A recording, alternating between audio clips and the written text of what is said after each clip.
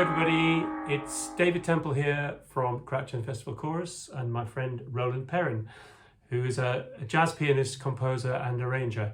And we're preparing for a concert on Saturday the 17th of July at Alexandra Palace to perform Duke Ellington's Sacred Concert. Now I just want to talk to you, Roland, about the choir. When we did this piece with Hertfordshire Chorus about 2 or 3 years ago, the rehearsals went really well, but of course they were indoors, they didn't have all the COVID stuff. And yet, when we actually got together on the day, when they faced the band for the first time, the whole thing went up 25 notches all in one go. It's a bit like the footballers when the crowd's there, you know.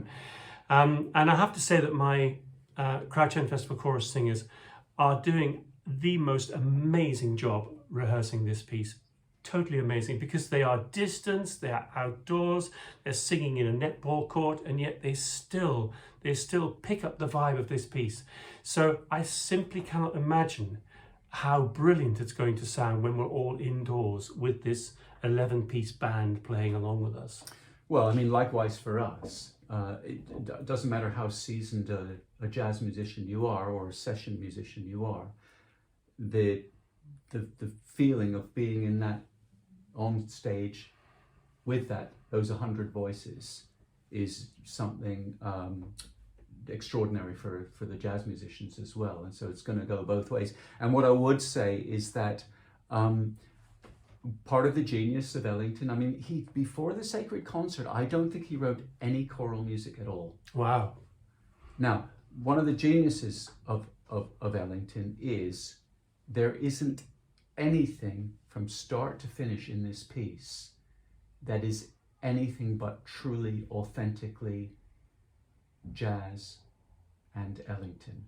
There is no feeling of disparate elements being put together in an unsatisfying way. It could so easily be, because to write for a large mixed choir and to write for a band where everyone basically is just one person on a part, there isn't that much doubling. It's a very different thing altogether. But somehow, I still haven't worked out how he's done it. The whole thing just feels like 100% Ellington, 100% swinging, 100% interesting, all the freedom of jazz, all the interests of a real composer with proper construction and satisfying trajectory of the whole thing. It really is something. Do you know what I find amazing about the piece? It's that he doesn't try to be too clever with the choir.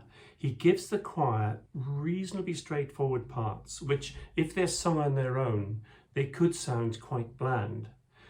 And the complexity is within the band, isn't it? So that the complex band parts with this very straightforward but very sort of spiritual music by the choir is the magic of the piece, I think. I think if you're going to learn how to write groovy music for a choir, you could look no further than this piece. And I think it's exactly what you say. I would add to that. So he doesn't get the choir to do, he might get the band to play this. The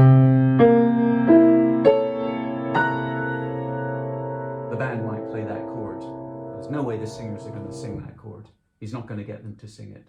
Okay, and as a conductor, you're going to hear that chord, you're going to see it written for the choir and go, okay, there goes 20 minutes of my rehearsal or something, right? Yeah. So he doesn't do that. And the thing I wanted to add to that is that he's very, very, very clever about the rhythm, because the kinds of rhythms that the choir sing are authentic jazz rhythms.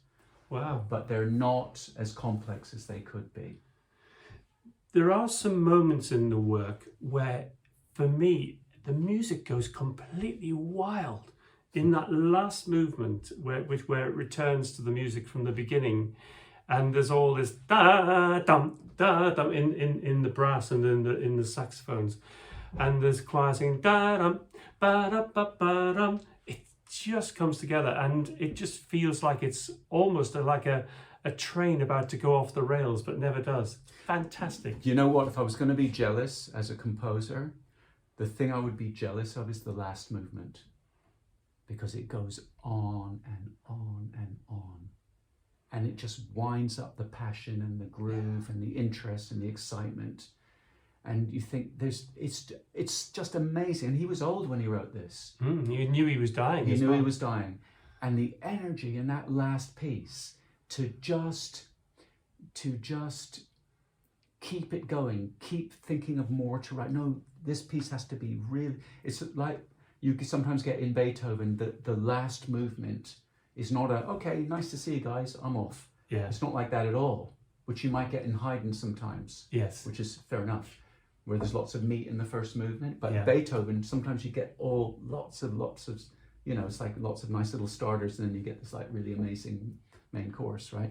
And he does that. It really, it's so skillful. And what's really great about it, the other thing I really love about it, is that there isn't anything that's clever in it. It's not self-consciously, look what I can do. No. Ever. He's never like that anyway. It's all so, I don't know, it's hard to put it to words, but it's also meaningful. But technically, without you realizing it, it's at a higher level as anything is compositionally, in my opinion. Yeah, absolutely. Thank you.